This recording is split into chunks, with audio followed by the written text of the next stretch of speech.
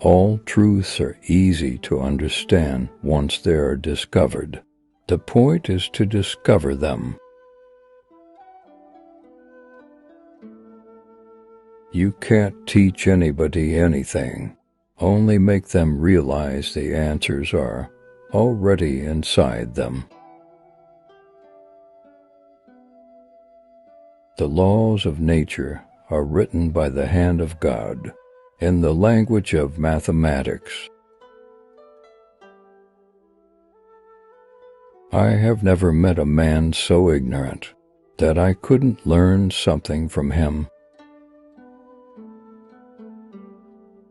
In the sciences, the authority of thousands of opinions is not worth as much as one tiny spark of reason in an individual man. Knowing thyself, that is the greatest wisdom. I do not feel obliged to believe that the same God who has endowed us with senses, reason, and intellect has intended us to forego their use. To understand the universe, you must understand the language in which it's written, the language of mathematics. To be humane, we must ever be ready to pronounce that wise, ingenious, and modest statement, "I do not know." Two truths cannot contradict one another. The sun, with all those planets revolving around it and dependent on it, can still ripen a bunch of grapes as if it had nothing else in the universe to do. Nothing can be taught to a man, only it's possibly to help him to discover it inside. Measure what can be measured, and make measurable what cannot be measured. There are those who reason well, but they are greatly outnumbered by those who reason badly. The greatest wisdom is to get to know oneself. The Bible shows the way to go to heaven, not the way the heavens go. You cannot teach a person something he does not already know. You can only bring what he does know to his awareness. By denying scientific principles, one may maintain any paradox. It is a beautiful and delightful sight to behold the body of the moon. Who would dare assert that we know all there is to be known? Wine is sunlight held together by water. Where the senses fail us, reason must step in. Nothing occurs contrary to nature except the impossible, and that never occurs. In questions of science, the authority of 1,000 is not worth the humble reasoning of a single individual.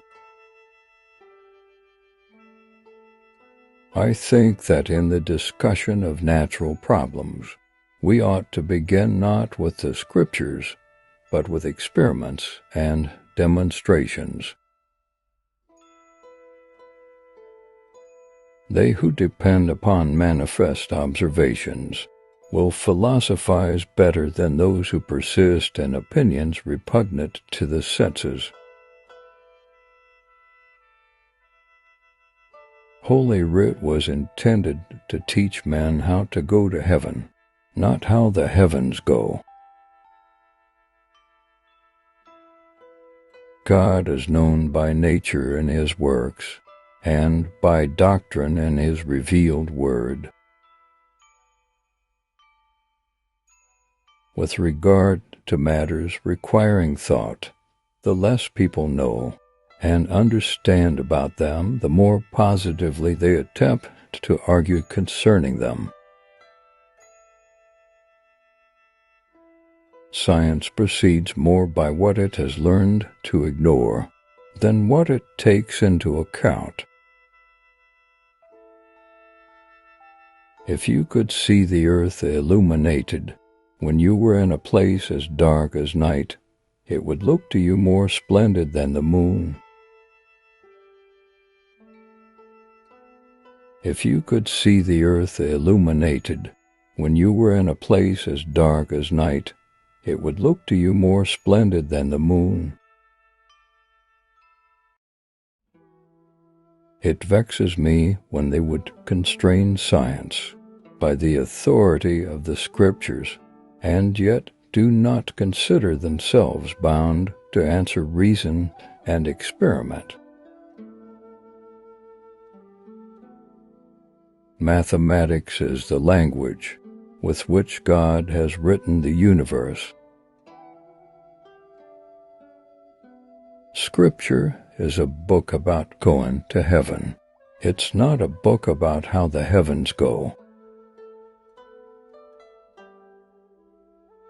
Some, merely to contradict what I had said, did not scruple to cast doubt upon things they had seen with their own eyes again and again. Nature does not act by means of many things when it can do so by means of a few.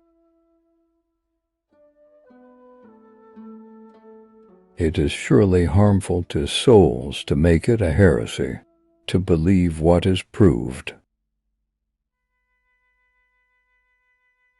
Facts which at first seem improbable will, even on scant explanation, drop the cloak which has hidden them and stand forth in naked and simple beauty.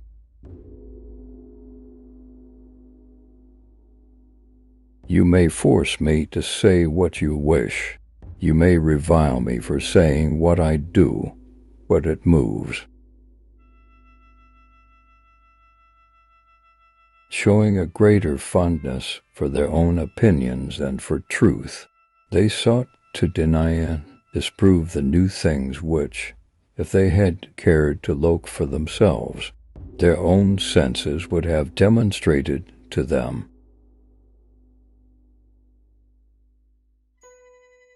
Copernicus did not ignore the Bible, but he knew very well that if his doctrine were proved, then it could not contradict the Scriptures when they were rightly understood.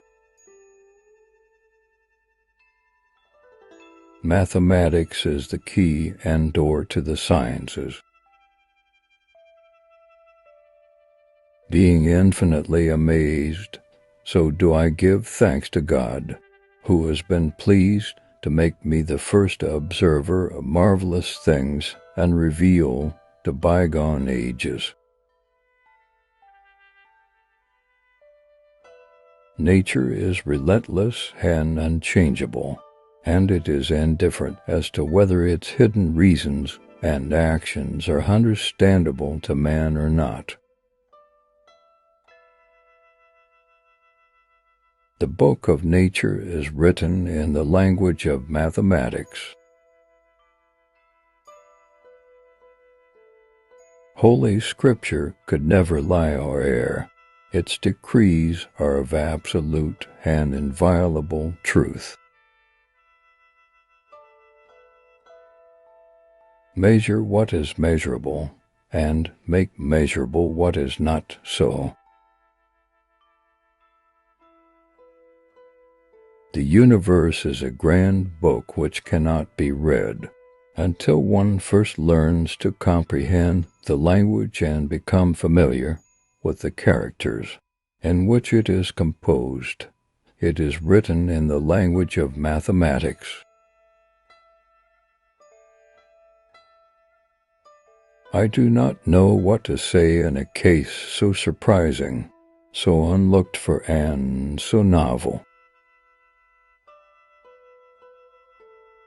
We must say that there are as many squares as there are numbers.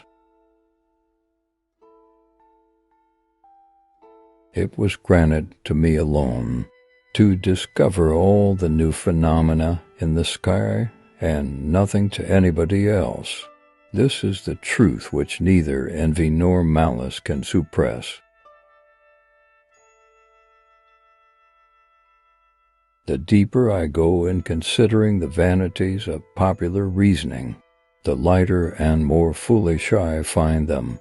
What greater stupidity can be imagined than that of calling jewels silver, and gold precious, and earth and soul base?